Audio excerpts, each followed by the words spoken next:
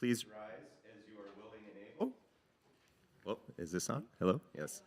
Please rise as you're willing and able for our hymn from the Gray Hymnal, number 124, Be That Guide.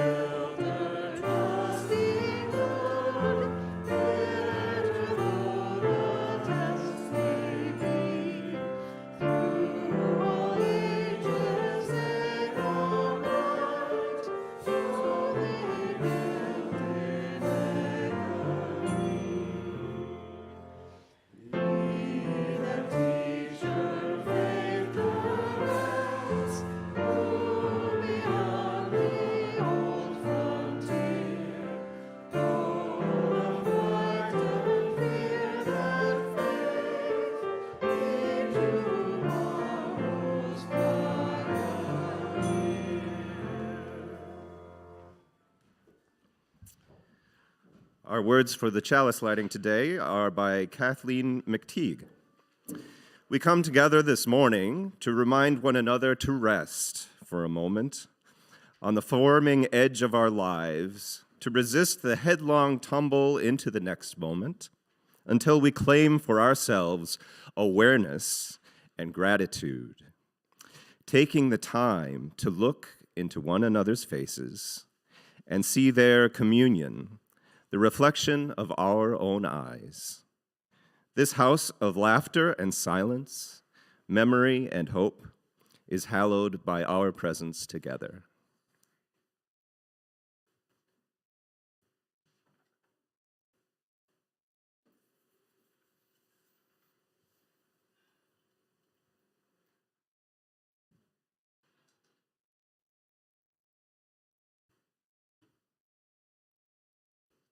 We bid you welcome.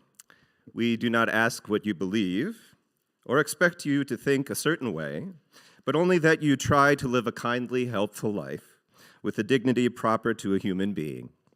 Welcome all who believe that religion is wider than any sect and deeper than any set of opinions. Welcome all who might find in our friendship strength and encouragement for daily living. My name is Mark Petrie, and my pronouns are they and them. I'm the service leader today, and I've been a member here since 2016.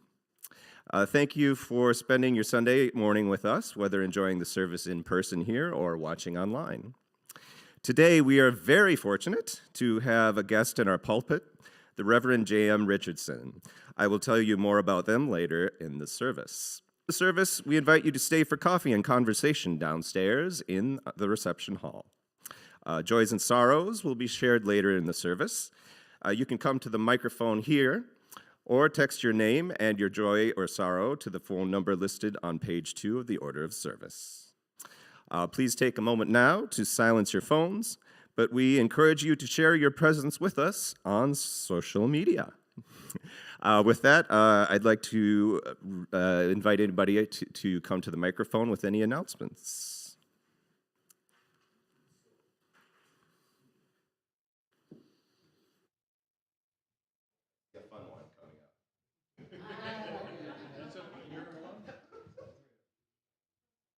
Thank you. Hi, Gloria Tweedy from Social Justice. I've met many of you in the back.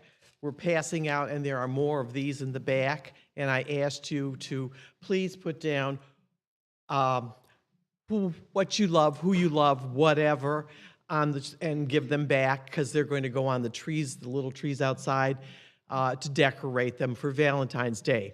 I put, I love Bob, he's my husband, because he makes me laugh. And I also put down, I rove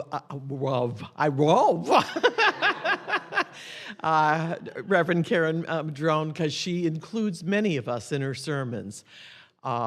Whatever you love, chocolate, people, whatever. There are more of these also in the bag, and they will go on those little Christmas trees. I'm done. Good morning, Joan McGlincy from Social Justice, and I want to remind everyone about our ongoing support for the Ronald McDonald House at Detroit's Children's Hospital. And all it requires is for you to save these little tabs. There's 2 jugs on the table inside the meeting hall downstairs, and they'll be collected and sent to Children's Hospital. So in memory of Chubby Checker, do the twist and bring us your, and I find that the little players help, so thank you.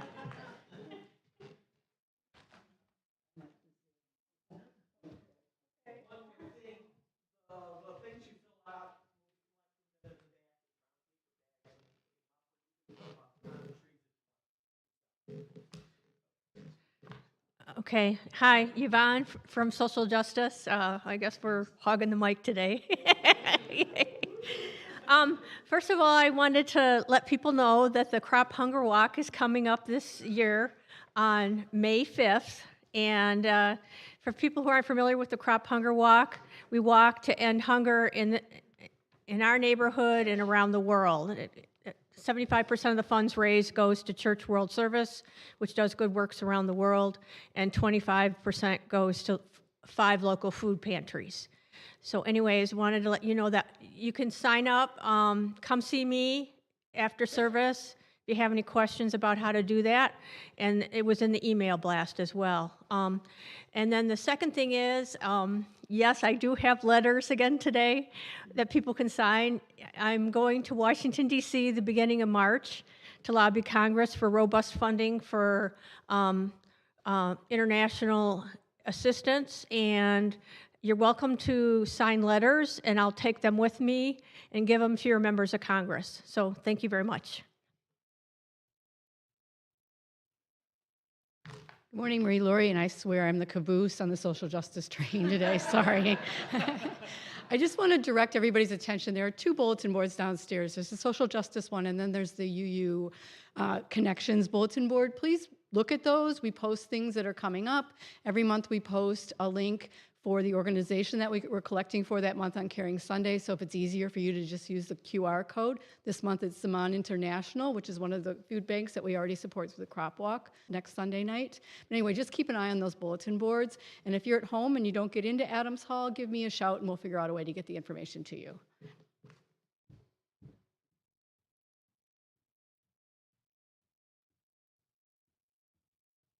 Good morning. I'm not from Social Justice. I'm from the membership committee. Huh?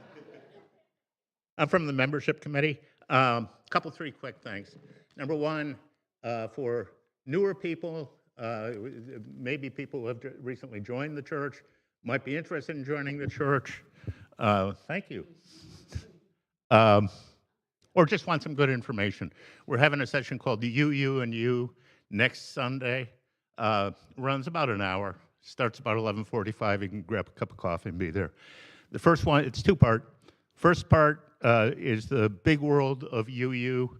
Then the following week on the 25th, it's the more specific part of UUCF. But so they're good sessions. Hopefully people can be there. We're going to a play. We changed the date, February 23rd, which is a Friday night. It's called Little Love Stories. It's down Livonia. I think it's 7:30 at night. It's a lot of fun. We did it last year, different play. There were maybe 15 of us there. Kelly's involved. Terry's involved. And Corey's involved. Corey's involved. And do you want to jump up and say anything? Sure, I'll say something now because in the show, I'm a silent clown. I get to be, I know, right?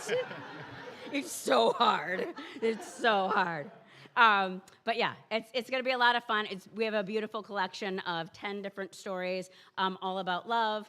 They are about finding love for oneself, then romantic love, of course, and then what else? Healing, a lot of healing, what- loss, parental, is that what you said?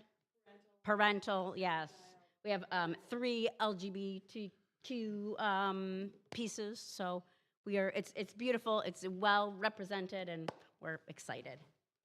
So anyways, that's February 23rd, Friday night. We're going to go do that. You're on your own as far as tickets. There will be a site on on our website, or you can just buy tickets at the door. Finally, I've been trying to build up some interest for this Saturday night to go to Scotty Simpson's Fish and Chips and Casablanca. We're trying to. It'd be great if we can get a couple, 3 more people to go and join us. It'd be a nice night. I think that's it. Thanks.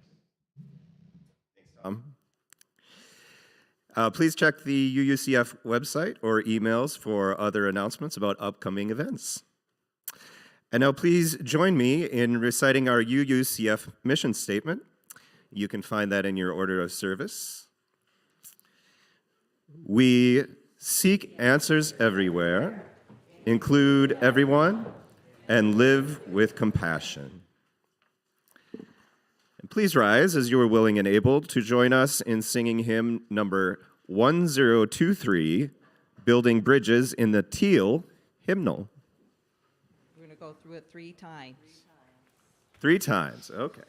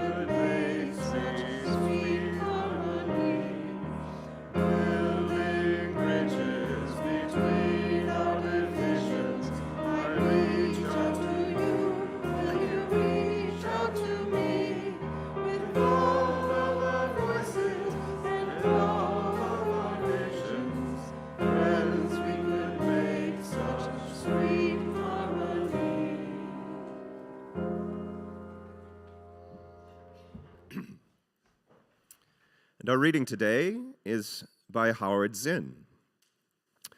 To be hopeful in bad times is not just foolishly romantic. It is based on the fact that human history is a history not only of cruelty, but also of compassion, sacrifice, courage, kindness. What we choose to emphasize in this complex history will determine our lives. If we see only the worst, it destroys our capacity to do something.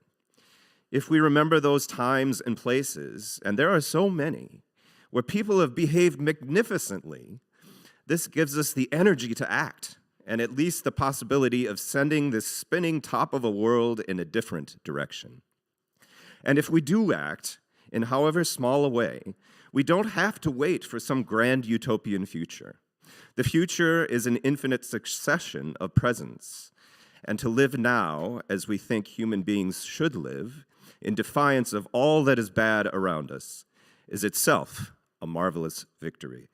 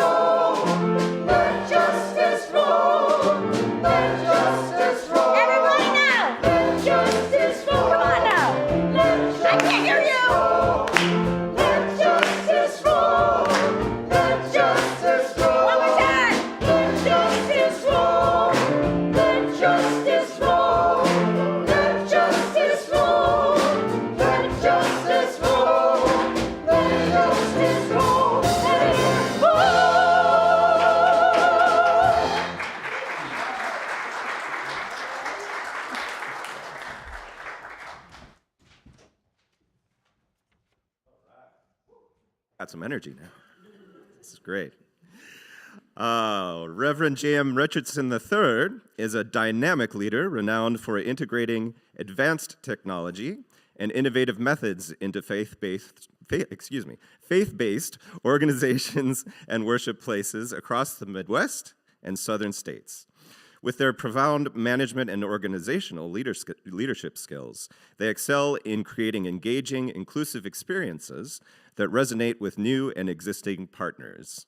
A charismatic speaker and talented singer, Reverend Richardson is also revered for their street theology approach, making spirituality accessible and relevant in everyday life.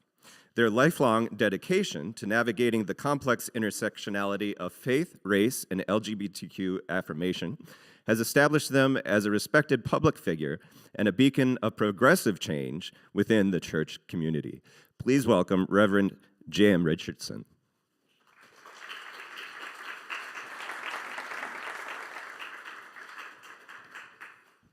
Thank you so much for having me. Good morning. Good morning.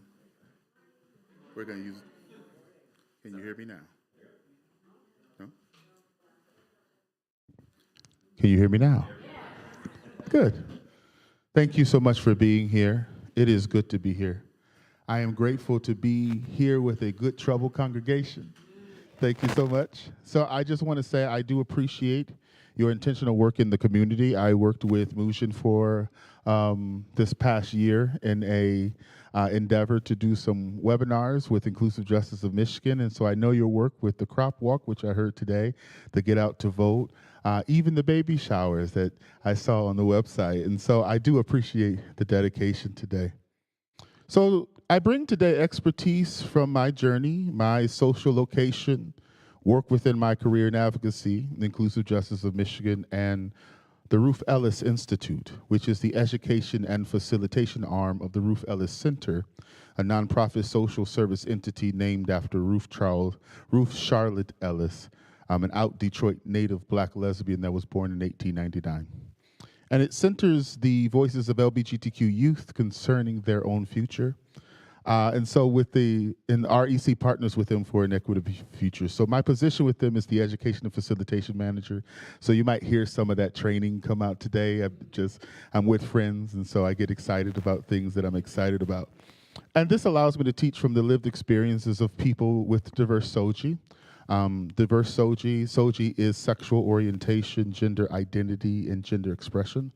And decades-long intentional social service research and work. So you might hear that come out in my presentation. And so I'm also grateful to be here with my husband and champion, Reverend Lawrence Richardson, as well as some of my UU friends from Lansing, fellow theologian. John Mark, thank you for being here. Thank you for having me. So for my grounding today, instead of a spoken prayer, I would like, if you give me a little permission, to sing a little bit of a hymn that is dear to me. And I'll just sing a little bit. So all I would ask you to do is just put yourself in a position to receive. Just place yourself in a posture to receive. When peace like a river attendeth my way, when sorrows like sea billows roll, whatever my lot, you have taught me to say, it is well with my soul, when peace like a river attendeth my way, when sorrows like sea billows roar, whatever my lot, you have taught me to say, it is well It is well with my soul. It is well.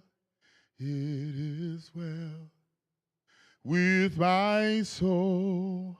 With my soul. It is well. It is well with my soul.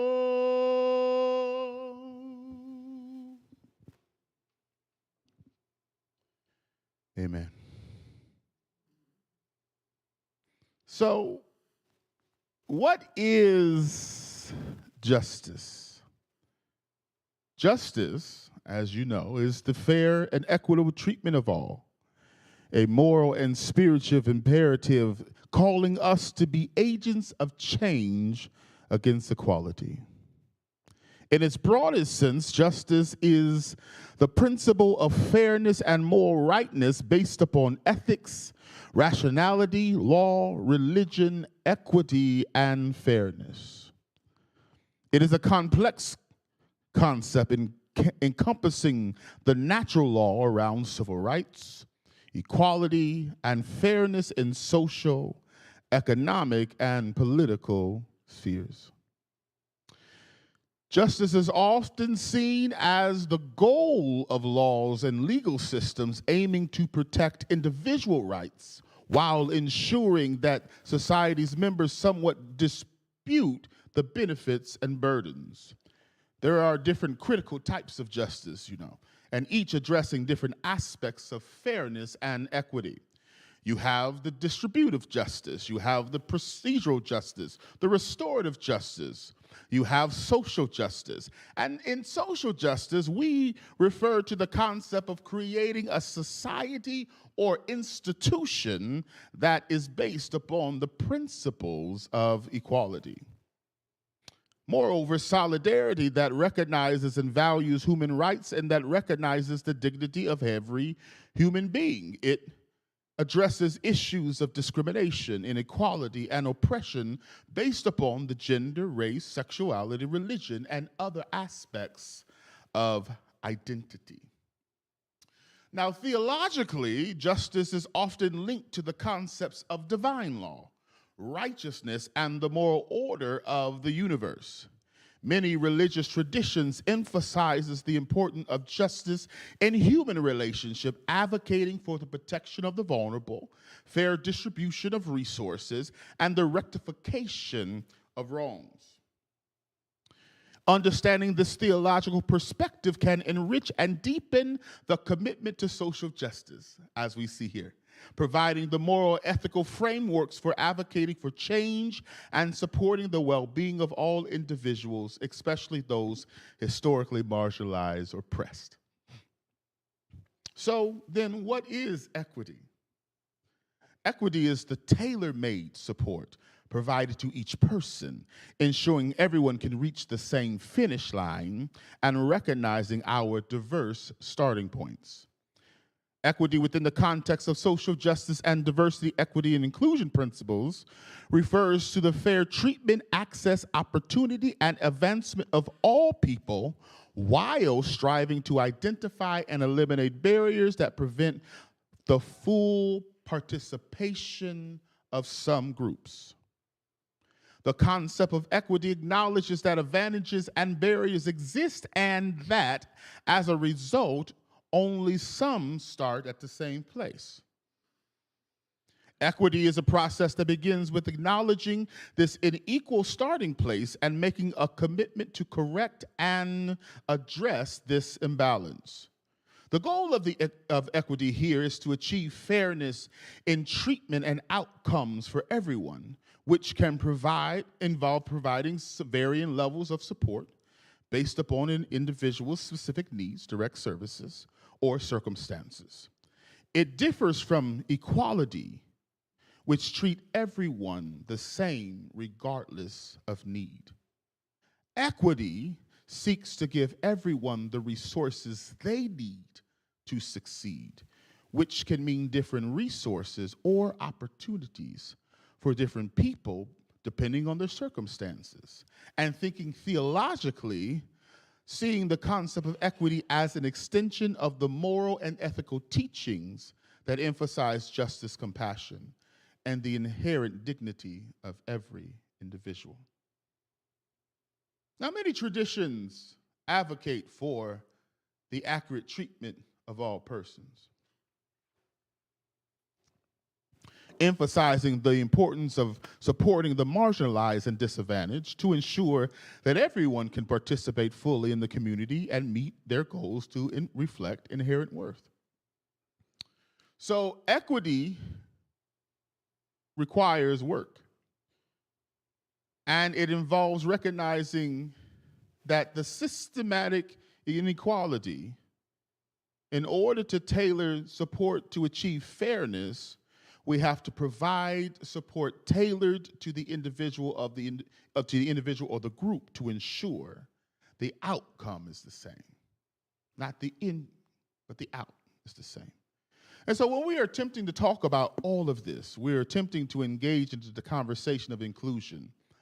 And inclusion usually used to describe what I like to colloquially call the legitimaquois, or the LGBTQ plus community, the lesbian, gay, bisexual, transgender, queer, questioning plus community. We often conflate inclusion with acceptance. Now, inclusion without investigation can be insular, because without denoting positive or negative, practice can become selective and insular as we open the door, indicating a power dynamic.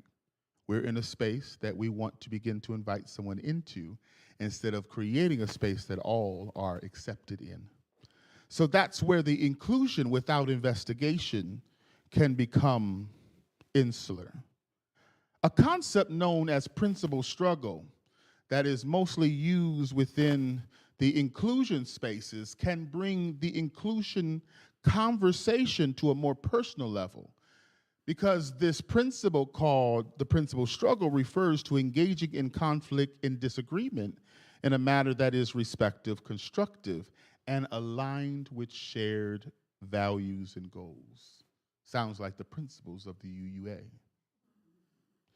So this framework and approach uses social justice, and it's used in social justice activism and organizational management and in interpersonal relationships to address and navigate differences without undermining unity or mutual respect.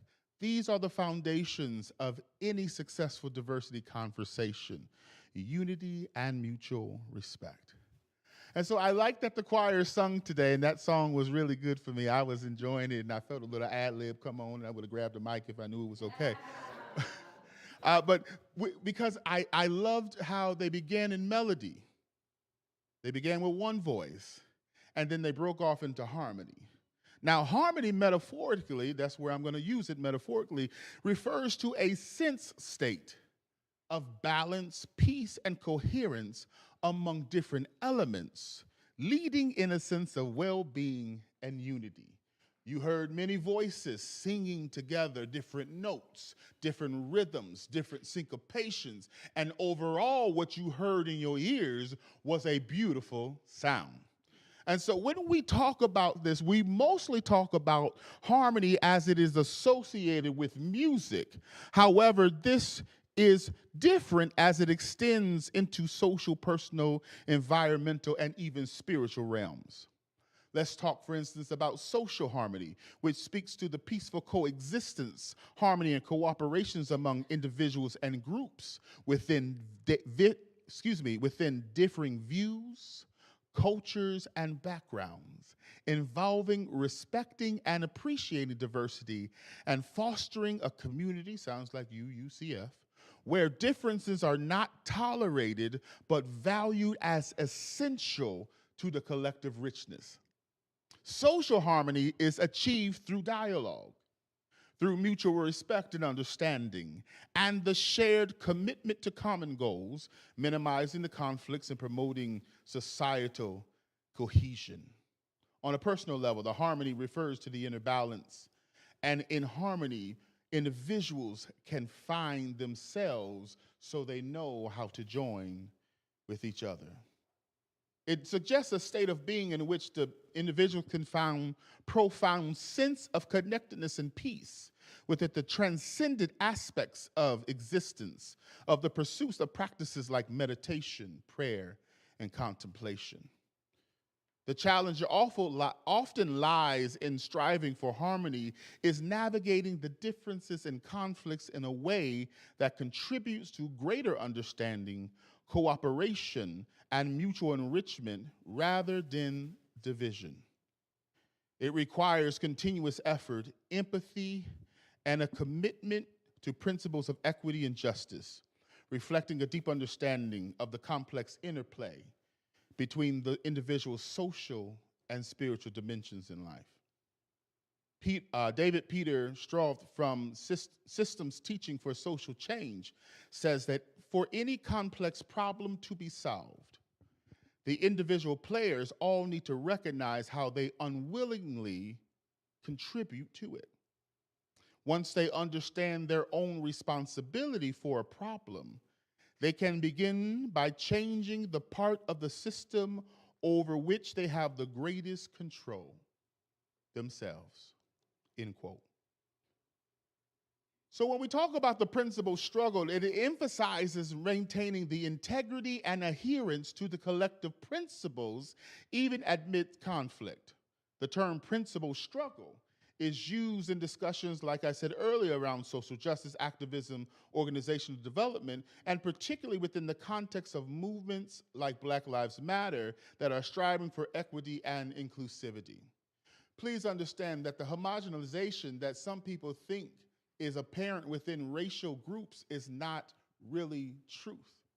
That even within these colorized aspects and organizations, there needs to be a cohesive conversation about the diversity and varying different thought processes that happen, in the same way as we're having this conversation, even in our theological lens.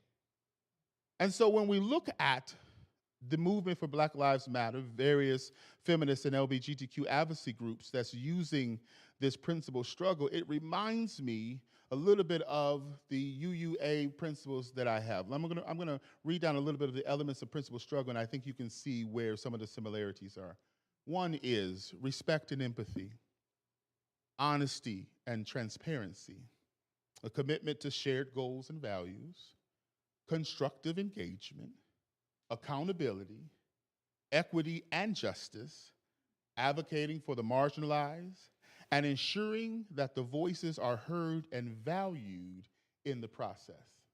I think I remember earlier today where it talks about that we, in the mission statement, let me pull it up to make sure I said it. We seek answers everywhere, include everyone, and live with compassion. Sounds like a concept of principle struggle to me. And so we're thinking about how we are talking about harmony in action. How do we put all this together? What does this all mean? Is this important to me?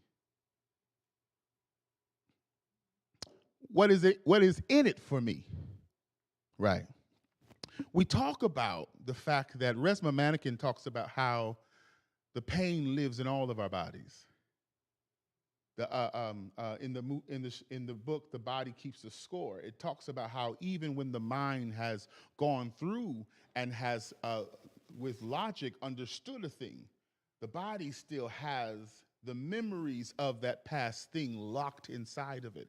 And if we do not move that through our body, through embodiment, it can cause us to be confused about why our bodies is reacting in a way, even though our minds aren't reacting in that way. It is the conversation where people see Black bodies and they're immediately afraid. It doesn't make sense. I know, I understand. And I'm not blaming any individual, because we have to understand that these are things that have been taught to us.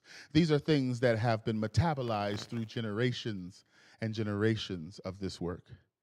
And so the second principle, which we were talking about today, it speaks to the justice, equity, and compassion in our human relationships. I went down and I looked at Black Lives UU, and I brought up the 7 principles of Black lives. And the 7 principles says that all Black lives matter. Love and self-love means that we have love as the foundation of our actions and the measure of our success.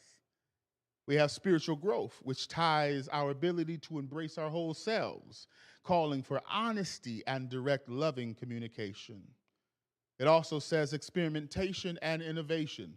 We got to try new things. You know why? Because it's never been done before. So everything you try is new. You're trying a different thought process. You're inviting others in. You're making sure that you're breaking down barriers. You've never seen this before. You have no idea how this is going to work. And this is why it sometimes is exhausting, because you do not have a solidified way of doing things. You are figuring it out. And that's the grace that is applied. Directly affected people as experts. I love this because I lived this with Ruth Ellis. This means that the young people that stands before me, that sits in my groups, that's talked to me in personal time, they are the experts of what is happening in their lives. They are the experts of their gender identity. They are the experts of their gender expression. They are the experts of their pronouns. They are the experts of they, them, their. They have done the research to study so that they can have a word to say to you when you are in opposition. One of the sad things that I felt, and I'm almost finished with my time with you, is that when I was communicating with youth, some 18, 17, 19 years old, they said to me that they wake up tired. They wake up exhausted. And it's not the conservatives that they are as exhausted about. It is the ones that come to them and say, what do we do now? You're the youth, tell us what to do. Tell us how to lead. And it is not their job to teach us how we create a world for them to thrive and survive in the future. It is our job, however, to think and investigate about ourselves in a way that we will be able to do the work. And I say do the work by planting trees, right? Because each tree you plant brings oxygen to the future, brings shade to the future, brings fruit and sustenance to the future, creates an ecosystem of growth in the future. Because you know, trees actually talk to other trees. Trees actually talk to the mushrooms and the undergrowth. Trees actually communicate. The forest becomes an organism. And if we contribute to that space, then the young folks will have time to help figure out the mess that we help make. And that is the concept that we need to think about when we're talking about inclusion. It is not opening the door to the spaces that we already occupy that is already crumbling. It is listening to them where they are. It's listening like you have been to the spiritual but not religious. It's listening to those who have departed from the Christian walk and want another way. It's listening and being innovative about where we're going next, because next no one has seen before. I had never seen the inside of this church. And if I was afraid to go into places that I had never seen before, you would have never seen me. And this experience would never have happened. And guess what? This experience would never leave you. It is in your bodies. You might not remember my name and face, but you will remember what happened in your body. And that connection, as I'm finished and I draw to a close, that experience that you have experienced today, and if you think about it every day that you've walked in this realm, is the invitation that someone else who might not think the same way as you, someone else who might have a process that you don't like, someone else who might have an opinion that hurts your feelings, those individuals are created in the image and likeness of the eternal. They carry the God within. And no matter how they project and speak that God without, we understand that the light that lives in this embodied chalice is the light of the eternal. And when we light it from our lamp, from the pure lamp of those who understand and live in its doctrine to be accepting and affirming. I love the UU because you have made a conscious decision to decenter one of the main problematic spaces in which a lot of people are having trouble with their trauma. And you said we can have a different conversation. Come on in here. Let's have a different conversation. I appreciate that, and I implore you, with the grace of the eternal, to continue the work, because someone standing before you today with a diverse soji, with brown skin, with a they them pronoun, with a Christian background, is saying to you, I appreciate your work in this world because it allows me to be who I am. The Lord bless you and keep you. The Lord makes the Lord's face shine upon you, and the Lord gives you rest. Amen.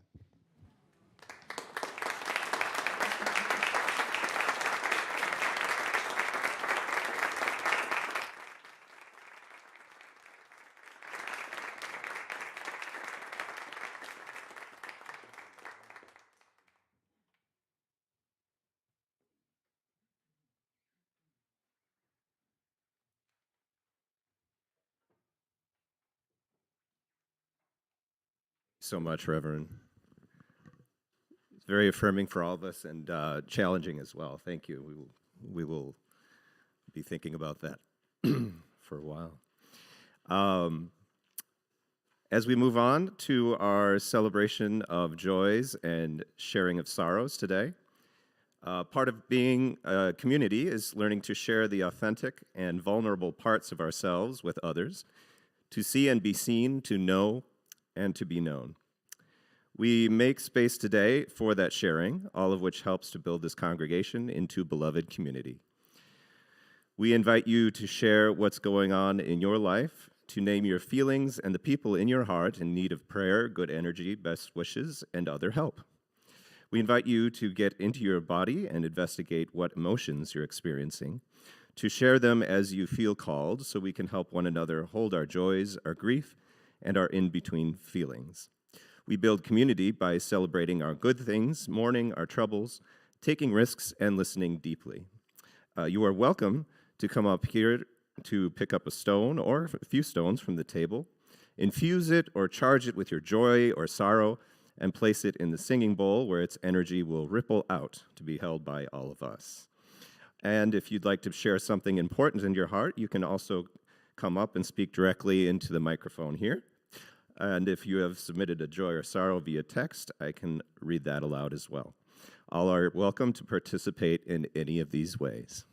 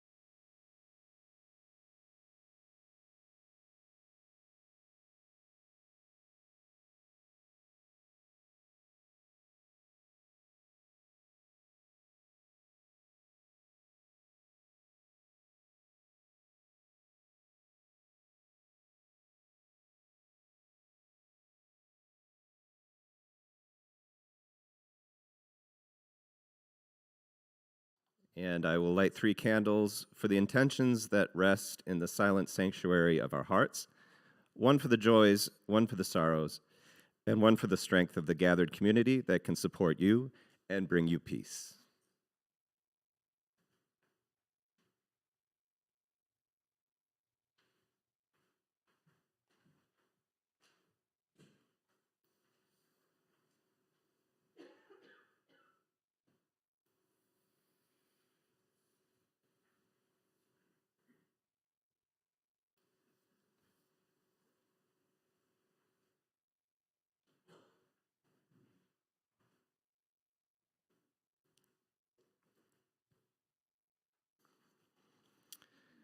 And our offering today, our words are by Edward Everett Hale. I am only one, but still I am one. I cannot do everything, but still I can do something. And because I cannot do everything, I will not refuse to do the something that I can do. As we take the offering, we acknowledge the generosity and intention to support and build this welcoming community.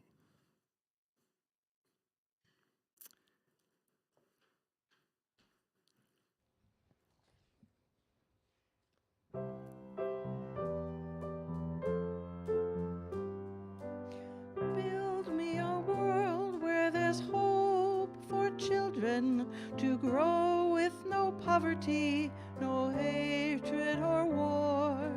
Build me a world where there's room to move in, with wide open scenery and clear skies above. I'll climb the mountains and look out over the sea. I'll build the bridges connecting people to me. Build me a world where there's no more sickness. We share all our promises, the rich and the poor. I'll build this world if you'll stand beside me. Give me hope, give me faith, give me love.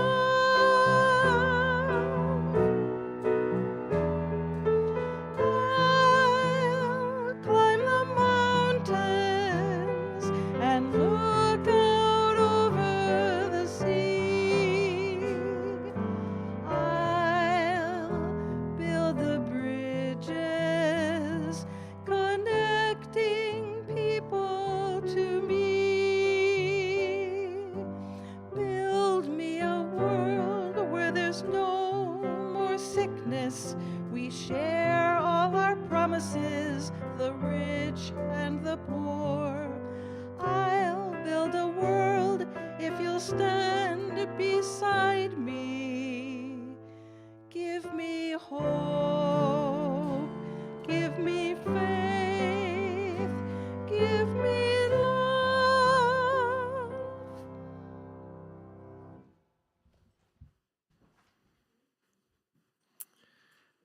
And please rise as you are willing and able to sing our next hymn from the Gray Hymnal, number 131, Love Will Guide Us.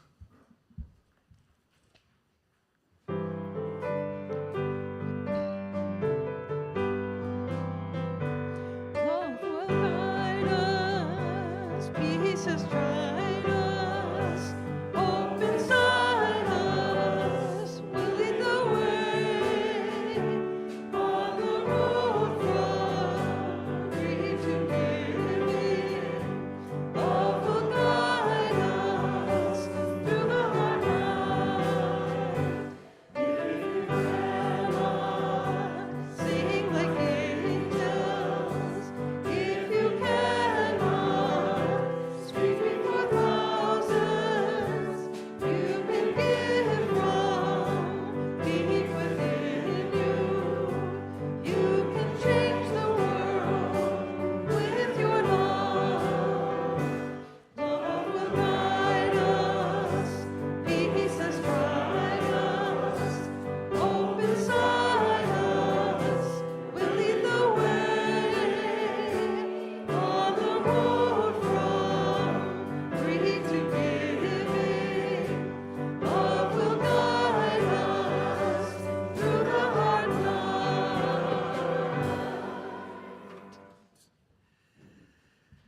And our closing words today are entitled Rekindle Commitment by the Reverend Jen Grayson. May we go forward from this gathering ready to commit again to sharing the gift of justice and equity with this hurting world. Go in peace, go in love.